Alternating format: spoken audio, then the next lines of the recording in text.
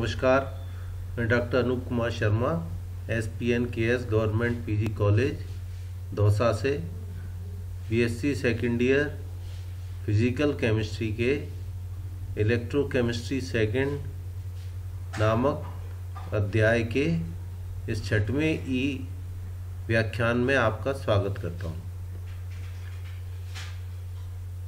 पिछले ही व्याख्यान में हमने संदर्भ इलेक्ट्रोडों के बारे में पढ़ा था। अब इस व्याख्यान में हम सेल विभव के मापन किस प्रकार किया जाता है, सेल विभव का मापन किस प्रकार किया जाता है, measurement of EMF of a cell किस प्रकार किया जाता है, उसका अध्ययन करेंगे तथा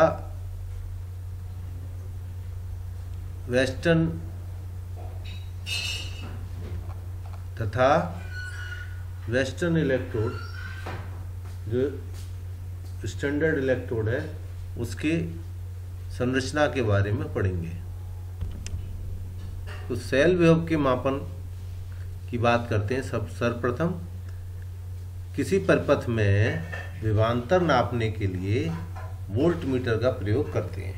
किसी भी सर्किट का जो पोटेंशियल डिफरेंस है वो मेजर वोल्ट मीटर की सहायता से करते हैं। परंतु किसी सेल का विभवांतर ज्ञात करने के लिए यदि वोल्ट मीटर का प्रयोग किया जाए तो कुछ न कुछ धारा परिपथ में प्रवाहित हो जाएगी। अगर सेल से जोड़ देंगे वोल्ट मीटर को तो वोल्ट मीटर को चलाने में सर्किट में कुछ उसकी करंट चला जाएगा तथा सेल का ज्ञात किया गया विद्युत वाहक बल वो वास्तविक विद्युत वाहक बल में अंतर आ जाएगा। तो जो उसका एक्चुअल EMF है वो एक्चुअल EMF में से कुछ खर्च हो जाएगा। अतः जो नापा गया सेल का विद्युत वाहक बल है या EMF है तथा उसके वास्तविक EMF में अंतर आएगा। अतः सेल के विभव को सही नापने के लिए पोंगे-डॉर्फ संपूरक सिद्धांत पर आधारित विभव मापी का प्रयोग किया जाता है। तो सेल के विभव को नापने के लिए पोंगे-डॉर्फ संपूरक सिद्धांत के आधार पर ये विभव मापी है उसकी सहायता से सेल का EMF ज्ञात करते हैं। इसका आरेख निम्न प्रकार है। ये पोंगे-डॉर्फ संपूरक सिद्धांत के आधार पर आधारित ये डिजाइन करी गई है विभव मापी। इसकी सहायता से हम सेल का विभव नापते हैं। अब ये जो उपकरण है ये क्या है? उपकरण में AB एक समान मोटाई का तार है। ये एक समान मोटाई का तार है AB और ये प्लेटिनम या प्लेटिनम इरिडियम का बना होता है। इसमें विभव का पतन उसकी लंबाई के समानुपाती होता है। क्योंकि ये इसकी समान मोटाई है अतः इसका जो है रेजिस्टेंस भी लंबाई के समानुपाती होगा और इसी तरीके से इसमें विभव का पतन भी, विभव जो कम होता जाएगा वो भी लंबाई के हिसाब से कम होता चला जाएगा। C एक विद्युत का स्रोत है। ये बैटरी लगी हुई है, विद्युत का स्रोत है जिसका EMF नापे जाने वाले सेल X के EMF से हमेशा ज़्यादा होता है। यहाँ पे हम कोई सेल, ये X सेल है जिसका हम विभव नापेंगे तो इसका ये जो यहाँ पे विद्युत का स्रोत या बैटरी ली है उसका विभव हमेशा इसके विभव से ज़्यादा होगा, ऐसा ले लें। तो प्रायोगिक सेल X को एक गैल्वेनोमीटर के द्वारा एक संपी संपर्क P से जोड़ा जाता है। तो ये सर्किट ये हुआ कि ये तार है, इस तार को इस तरीके से बैटरी से जोड़ के की से जोड़ के यहाँ पे तार को जोड़ दिया और इसके इस सिरे से यहाँ पे इस सेल को जोड़ के और इस सेल को ये P गैल्वेनोमीटर के थ्रू ये सर्पी संपर्क है इसके द्वारा इस पे जोड़ दिया जाता है। समझ में? यहाँ बैटरी को जोड़ रखा है इस तार से और इस तार के इस सिरे से ये सेल जिसका हमें विभव निकालना है उसको जोड़ते हैं किसके थ्रू? गैल्वेनोमीटर के थ्रू। और ये सर्पी संपर्क है। सर्पी संपर्क एक इस तरीके का उपकरण होता है जो इसके ऊपर इसको AB तार के ऊपर इस सिरे को तार को यहाँ से खिसकाया जाता है और ये P बिंदु पर आकर ये यहाँ पे ये P से जोड़े। P पॉइंट ऐसा पॉइंट है, इस पॉइंट पे इस गैल्वेनोमीटर में कोई भी निक्षेपण नहीं आता है ना। तो ये जो बिंदु ऐसा होगा जिस पे गैल्वेनोमीटर शून्य की स्थिति में होगा, उस समय ये जो लंबाई, तार की लंबाई AP है, इस AP तार का रेजिस्टेंस, प्रतिरोध और इसके EMF के बराबर होगा। ये लिखा है यहाँ पे। C एक विद्युत का स्रोत है जिसका EMF नापे जाने वाले सेल X की EMF से हमेशा ज़्यादा होता है। प्रायोगिक सेल X को एक गैल्वेनोमीटर के द्वारा एक संपी संपर्क P से जोड़ा जाता है। गैल्वेनोमीटर G में शून्य विक्षेप की स्थिति बिंदु P का निर्धारण करती है। ऐसा हम सर्पी संपर्क को या खिसका के और ऐसा एक बिंदु P प्राप्त करते हैं जिसमें गैल्वेनोमीटर में निक्षेपण शून्य हो। इस अवस्था में G में कोई धारा प्रवाहित नहीं होती। तो इसमें गैल्वेनोमीटर में जब विक्षेप जो है वो शून्य है, अतः इसमें कोई धारा प्रवाहित नहीं हो रही तथा सेल X का EMF EX प्रतिरोधी तार AP की लंबाई के प्रतिरोध के समानुपाती होता है। तो इस समय इसका जो EMF है, जहां पे इस गैल्वेनोमीटर में 0 निक्षेप आ रहा है, मतलब कोई धारा प्रवाहित नहीं हो रही, मतलब इस रेजिस्टेंस, इस तार AP का रेजिस्टेंस और इस सेल का विभव, ये दोनों बराबर है। तब ये दोनों तरफ से बराबर फोर्स इसके ऊपर गैल्वेनोमीटर पर लग रहा है, जिसके कारण इसमें निक्षेपण शून्य और धारा, निक्षेपण शून्य किस वजह से? क्योंकि धारा नहीं बह रही है। इस परिपथ में सेल X के स्थान पर, तो एक बार तो प्रयोग ऐसे किया है ना, और ये AP लंबाई ज्ञात कर ली। अब इस X की जगह कोई स्टैंडर्ड सेल हम या S स्टैंडर्ड सेल जोड़ देते हैं, फिर यही प्रोसेस दोबारा अपनाते हैं, है ना। अब माना ये स्टैंडर्ड सेल जो जोड़ा है, इससे यहाँ पर ये Q बिंदु पर निक्षेपण शून्य है, इसमें विक्षेप शून्य, निक्षेपण नहीं, इसमें विक्षेप जो आ रहा है वो गैल्वेनोमीटर में वो शून्य है। माना किस बिंदु पर? Q बिंदु पर, है ना। इसको वही यहाँ पे जो स्टैंडर्ड सेल है, इस स्टैंडर्ड सेल को गैल्वेनोमीटर के द्वारा जोड़ के और इस तार पे खिसकाते हैं, और Q ऐसा बिंदु आया जिस पे इस पे विक्षेप जो है वो शून्य आया। तो अब इस अवस्था में AQ तार का प्रतिरोध और स्टैंडर्ड सेल S के प्रतिरोध के बराबर होगा। तो वही प्रयोग स्टैंडर्ड सेल के द्वारा दोहराते हैं। इस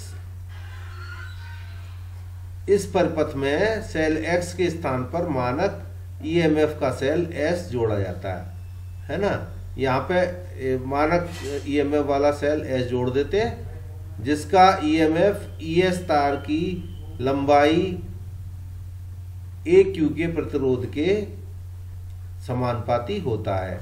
यहाँ पे स्टैंडर्ड सेल का EMF हमने ES लिख दिया और X सेल का EMF EX ले दिया है। तो अब इस अवस्था में इस केस में ES मतलब मानक जो सेल है उसका EMF और तार की लंबाई AQ के, ये तार की लंबाई AQ के समानुपाती होगा। तो इसी चीज को लिख दिया। EX मतलब X सेल का EMF लंबाई AP के समानुपाती। इसी तरीके से ES का जो स्टैंडर्ड सेल है उसका EMF लंबाई AQ के समानुपाती हो गया। अब इनकी तुलना कर देंगे। लंबाई विभव या EMF EX upon EMF ES, X cell का EMF और विद्युत वाहक बल बटे मानक सेल का विद्युत वाहक बल बराबर AP दूरी बटे AQ दूरी। या अब यहां से EX निकाल लेंगे। मानक सेल का EMF या विद्युत वाहक बल तो हमें पता ही है, तो EX बराबर ES इंटू AP बटे AQ। तो AP और AQ जो लंबाइयां हैं, ये लंबाइयां तो प्रयोग से ज्ञात कर ली, और मानक सेल का EMF हमें पहले से ज्ञात है, तो ES ये ज्ञात मान है और ये दोनों ये लंबाइयां प्रयोग से ज्ञात कर ली। तो इसकी सहायता से इस सेल का EMF ज्ञात किया जा सकता है। इस प्रकार प्रायोगिक सेल S का EMF EX ज्ञात कर लेते हैं। तो ये तरीका है। अगर सीधे गैल्वेनोमीटर या वोल्टमीटर से सेल का EMF पता करेंगे तो उसमें कुछ न कुछ धारा परिपथ में बह जाने के कारण इसका जो वास्तविक ईएमएफ है वो जो अपन ने नापा जो है ईएमएफ उन दोनों में डिफरेंस आएगा। अतः इस उपकरण की सहायता से किसी अज्ञात सेल एक्स का जो है विद्युत भागबल EX वो ज्ञात कर लिया जाता है। अब यहाँ पे हमने कहा इसका सेल के विद्युत भागबल के मापन में हमने क्या प्रयोग किया है, ये एक स्टैंडर्ड सेल प्रयोग किया है, मानक सेल। अब मानक सेल का प्रयोग जो है वो मानक सेल कैसा होना चाहिए, तो एक मानक सेल की बात करते हैं। यहाँ हम पढ़ेंगे वेस्टर्न मानक सेल, वेस्टर्न स्टैंडर्ड सेल, ये क्या होता है। तो इस सेल को पढ़ने से पहले हम देखें कि किसी सेल का ईएमएफ मानक सेल के सापेक्ष नापा जाता है। अतः एक अच्छे मानक सेल के निम्न प्रमुख विशेषताएं होनी चाहिए। तो इससे पहले कि वेस्टर्न सेल पढ़े, हम ये देखेंगे कि जो मानक सेल होता है उसमें क्या गुण होने चाहिए। वेस्टर्न मानक सेल है तो मानक सेल में कौन से गुण होने चाहिए, पहले ये देखें। तो पहला गुण ये होना चाहिए कि सेल का ईएमएफ सदैव स्थिर होना चाहिए।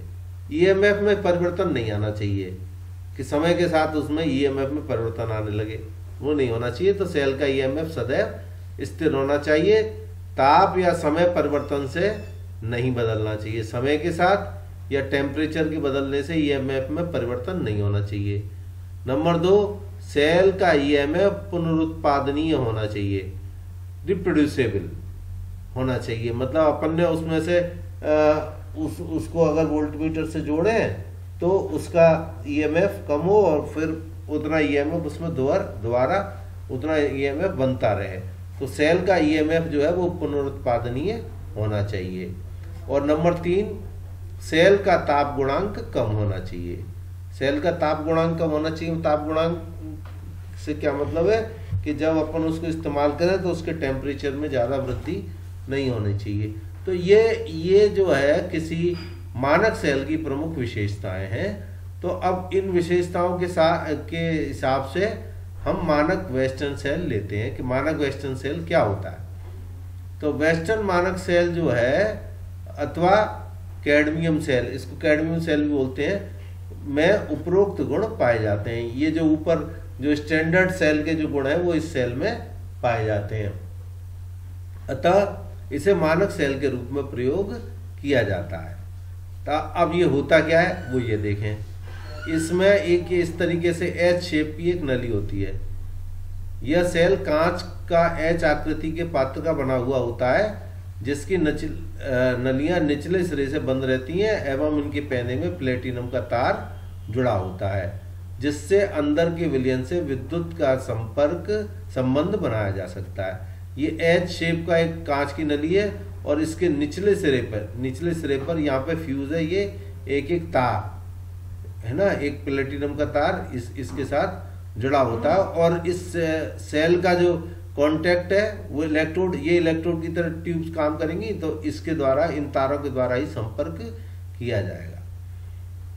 ठीक है ना। इसमें इस सेल का कांच की आकृति एच का पात्र बना होता है, जिसकी नलियों के निचले सिरे बंद होते हैं तथा उनके पैने में प्लेटिनम का तार जुड़ा होता है, जिससे संपर्क बनाते हैं। अब एक नली के पैने में शुद्ध मरकरी व Hg2SO4 से बनी हुई लेई तथा कैडमियम सल्फेट 8/3H2O रखा रहता है। अब ये जो एक सिरा है इसमें सबसे नीचे तो मरकरी, और मरकरी के ऊपर मरकरी और मरकरी सल्फेट का लेई पेस्ट यहाँ भर दिया, और सबसे ऊपर इसमें होता है कैडमियम CdSO4 8/3H2O। ये जो क्रिस्टल है कैडमियम सल्फेट के ये वाले यहाँ पे भरे होते हैं। तो एक सिरे पे तो ये इसकी पैकिंग इस प्रकार है, सबसे नीचे मरकरी, उसके ऊपर मरकरी और मरकरी सल्फेट का पेस्ट, और सबसे ऊपर कैडमियम सल्फेट। एक सिरे में तो ये होता है। यह नली धन इलेक्ट्रोड का कार्य करती है, जिसमें ये चीज भरी है ये धन इलेक्ट्रोड की तरह कार्य करती है।